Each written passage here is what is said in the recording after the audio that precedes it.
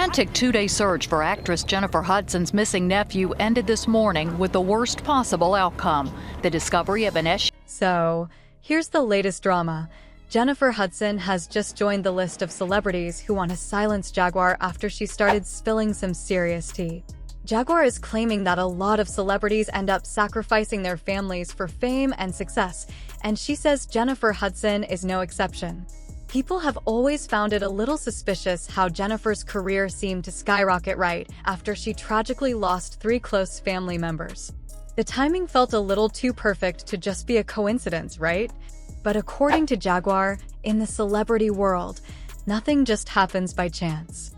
So, the fact that Jennifer's rise to stardom lined up with such a devastating loss? Well, to Jaguar, that's no accident. Jennifer, however, is not staying quiet about these claims. Rumor has it, she allegedly threatened Jaguar and told her to keep her name out of it, or else. Yeah, the plot is thickening and things are about to get really interesting. So, stay tuned, grab your popcorn, because this one's going to get messy. She was willing to sacrifice Whitney Houston so she could be a bad talk show host.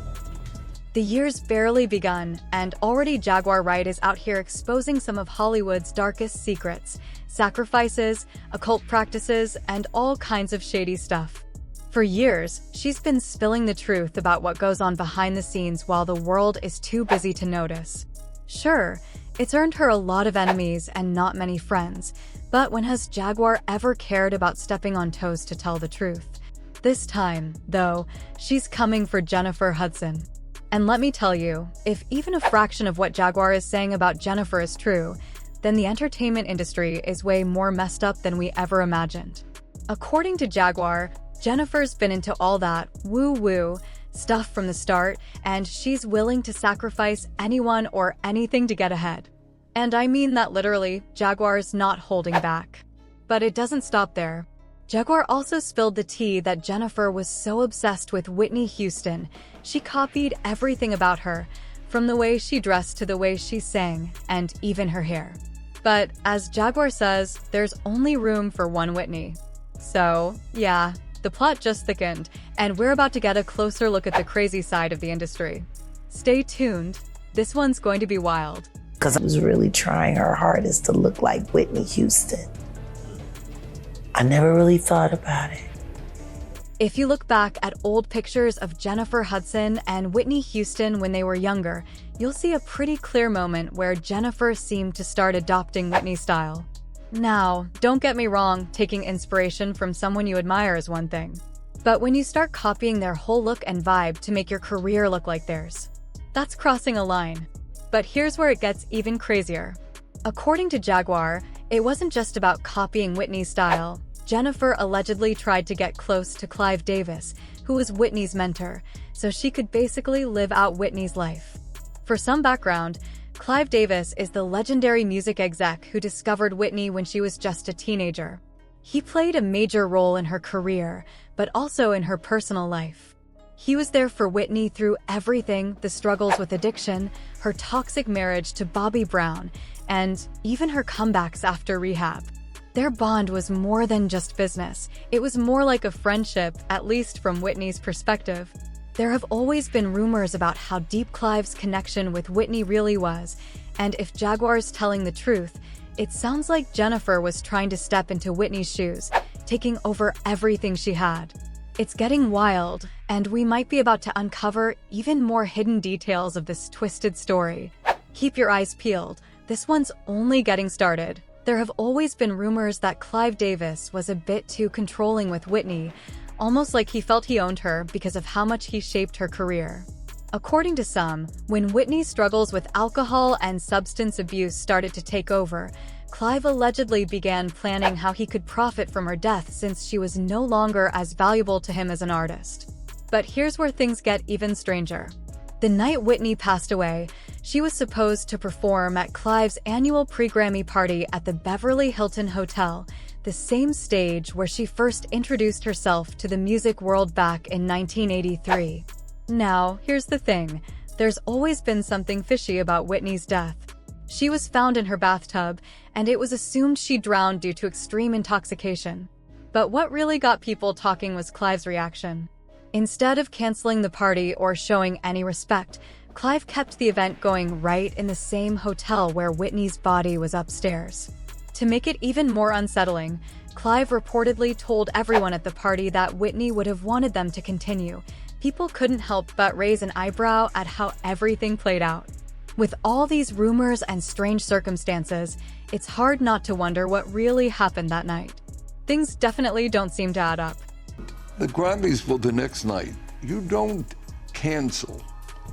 You turn an evening into a tribute. It was wild because anyone who knew Whitney knew she would never want Clive to keep the party going while her body was upstairs. The way everything went down, especially Clive's actions after her death, left a lot of people suspicious. Some even wondered if Clive had a hand in Whitney's passing. But here's where it gets even wilder. According to Jaguar, Jennifer Hudson might have been involved in a plot with Clive to sacrifice Whitney. The theory is that Whitney knew something was about to happen to her, and she couldn't do anything to stop it because Clive had so much control over her life. But Whitney, being Whitney, still found a way to send a message. Apparently, she crashed an interview with Brandy and Clive just to slip Brandy a note warning her to be careful who she trusted in the industry. Now, it's not like Jennifer and Whitney were best friends, but Jennifer did try to get close to Whitney, saying it was because Whitney was her childhood hero. As it turns out, though, Jennifer may have been secretly plotting with Clive. Allegedly, Clive promised to make her the next Whitney Houston, and Jennifer was willing to do whatever it took to get there, even if it meant helping Clive take Whitney out of the picture. The whole thing sounds like something out of a movie, and it's hard not to wonder how much truth there is to it. Bobby Brown's sister, has said on several occasions that she was beaten. They saw her body. If you thought that was crazy, get ready because it's about to take an even darker turn. According to Jaguar, Jennifer Hudson has been allegedly involved in sacrificing people to get ahead in her career for a long time, and things supposedly went to the extreme when she did it to her own family. On October 24, 2008, something truly horrifying happened in the quiet neighborhood of Englewood on Chicago's South Side. Inside Jennifer Hudson's family home, a chilling discovery was made. The bodies of her mother, Darnell Donnerson, and her brother, Jason Hudson, were found in what appeared to be the aftermath of a brutal attack. But there was more. Jennifer's 7-year-old nephew, Julian King, was also missing. He was the son of Jennifer's sister, Julia Hudson. An Amber Alert went out, and everyone hoped little Julian would be found safe. Sadly, 3 days later, his body was discovered in a parked car on the west side of Chicago. An autopsy confirmed that he had also been killed, just like the rest of the family, and it was determined that he died from multiple gunshot wounds. It was a tragedy that shocked everyone, and it's something that still sticks with people today. When you start looking at all the details, you can't help but wonder what really happened that day. It's a story full of unanswered questions, and the more you think about it, the more unsettling it becomes. This is one of those moments you'll never forget. I was just about to leave my house to visit my mom when we got the news. The medical examiner told us that the victims included an adult woman and man. David, who was getting ready to head out to Florida for training, called me and asked if I could come instead. I said yes right away. The home where this horrible tragedy happened belonged to Jennifer Hudson's family. The investigation kicked off after Jennifer's sister, Julia, came home to a nightmare. She found her mother and brother's bodies, but little Julian, her son, was missing. As the police began their investigation, they made a chilling discovery. The weapon used in the killings was found in the same area where they later found Julian's body. If that wasn't already heartbreaking enough, the focus quickly shifted to Julia's estranged husband, William Balfour. He was known to have a dark, toxic relationship with Julia, and family members revealed that he had once even threatened her life. The more the investigators looked into him, the more it seemed like he was hiding something. The whole situation was turning into a nightmare no one could have expected. I remember it like yesterday. A grisly discovery was made inside an Illinois home. I was literally picked. William Balfour had a past that made him the prime suspect right away. At the time of the murders, He was on parole after serving nearly 7 years for attempted carjacking and possession of a stolen car. With a record like his, it didn't take long for investigators to focus on him, and he was arrested the very same day Jennifer Hudson's mom and brother were found. Things just got worse for Balfour when they found his fingerprints on the car where little Julian's body was discovered. Then, a few months later, his girlfriend told investigators that she had seen a gun identical to the one used in the crime, with him days before the murders. With all this evidence stacking up against him, Balfour stayed in jail until December 2008, when he was officially charged with 3 counts of first-degree murder for the deaths of Jennifer's mom, brother, and nephew, plus 1 count of home invasion. For Jennifer Hudson, this was a time of unimaginable pain. As she tried to come to terms with the tragic loss of her family, the whole world was watching. It was a heartbreaking chapter in her life, and it left everyone wondering how such an evil act could have happened to such a beloved family. Some heartbreaking details came to light about the suspect and his connection to the victims. Records from the Department of Corrections showed that William Balfour missed a meeting with his parole officer on the same day Jennifer Hudson's mother and brother were murdered, and her young nephew went missing. When the officer followed up later that afternoon, Balfour said he had been babysitting on Chicago's West Side. The officer also recalled hearing a child's voice in the background. 3 days later, the worst fears were confirmed. Hudson's nephew, Julian King, was found dead in the back seat of an SUV in that same area. But despite the horror of what had happened, it took nearly 4 years before the case finally went to trial in April 2012. Prosecutors built their case using physical evidence and witness statements that placed Balfour at the crime scene. He kept claiming he was innocent, but the prosecution told a different story. They described him as a jealous and angry man who couldn't accept that his ex-wife, Julia, had moved on with someone else. They argued that his actions were fueled by spite and possessiveness. In May 2012, Balfour was convicted and sentenced to 3 life terms, plus an additional 120 years, making sure he would never be released. Justice had been served, but for Jennifer Hudson, the pain of losing her family would never truly fade. Before the tragedy, her career was soaring. She had just won an Academy Award for Dreamgirls and was becoming a major star in the music industry.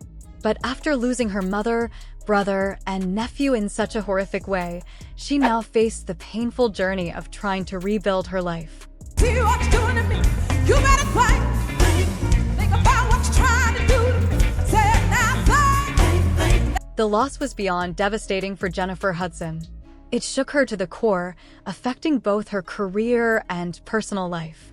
Heartbroken, she stepped away from the spotlight, canceling appearances, putting projects on hold, and staying out of the public eye. "I remember it like it was yesterday," she once shared.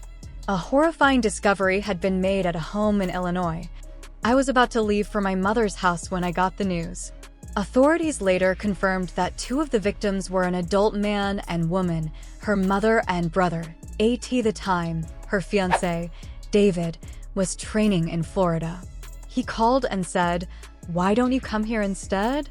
So I changed my plans. That one small decision may have saved her life. The home where the bodies were found belonged to her family. "If I had gone home like I planned, I would have been there. I would have been inside that house," she said, still shaken. "There was a bullet hole in the front door. I could have been asleep in bed next to my mother when it happened." The thought of what could have been haunted her, but by 2009, she found the strength to return. She made it known in a powerful way by delivering an emotional performance of the U.S. national anthem at the Super Bowl. The moment was raw, heartbreaking, and inspiring all at once. Wanting to honor her nephew, she later created the Julian D. King Foundation in 2016, dedicated to helping children in need. Through it all, William Balfour never confessed. He continued to claim he was innocent, insisting he would never have harmed Julian or anyone else in the family. Around Oscar winner Jennifer Hudson's childhood home grows. Some chilling details are revealed about the suspect. Even though all the evidence pointed to William Balfour, some people started whispering about a darker possibility. Rumors spread that Jennifer Hudson's success after the tragedy wasn't just luck, it was something much more sinister. To some, the timing felt suspicious. Before the tragedy, she was already doing well, but after it, her career skyrocketed. She was winning awards, getting major recognition, and becoming a bigger star than ever. People started wondering, was it all just talent and hard work, or was there something else going on? Then, singer Jaguar Wright came forward and made shocking accusations. She didn't just hint at a conspiracy, she outright said Jennifer Hudson had sacrificed her family for fame. If something happens and a doctor gives Michael Jackson something, and suddenly he's gone, you know they're setting a stage. I wish they would do that to Jennifer Hudson. I'm sick of people acting like she's great when she was willing to sacrifice her own family, including a child, and just walk away like nothing happened. Her words were bold, disturbing, and hard to ignore. Rumors about Hollywood sacrifice rituals have been around for years. They sound so unbelievable that anyone who talks about them is often dismissed as crazy. Take Kanye West, for example. He once confessed that he blamed himself for his mother's death, believing she was sacrificed by the industry. In a 2015 interview with GQ, Kanye shared his heartbreaking regret. "If I had never moved to LA, she'd still be alive. I don't want to talk about it too much because it'll bring me to tears." These kinds of claims continue to fuel speculation, leaving people divided. Some see them as wild conspiracy theories, while others can't help but wonder if there's some truth to them. In 2022, a video of Kanye West went viral, showing him accusing Hollywood of sacrificing his mother and trying to control him, just like they controlled other Black celebrities. In an emotional rant, he named some of the biggest stars in the industry, claiming they had all made sacrifices to reach the top. They can control Shaq. They can control Charles Barkley. They can control LeBron James. They can control Jay-Z and Beyonce, but they can't control me, he declared. You see, there's no name I won't say. He also had a message from Minister Farrakhan, saying, "I love you, but the way you spoke on this, I took that as a slight." Is Jennifer Hudson really involved in the darker side of Hollywood, or is this all just a big conspiracy theory that Jaguar Wright is pushing for attention? Drop your thoughts in the comments, and be sure to watch the next video to dive even deeper into this mystery.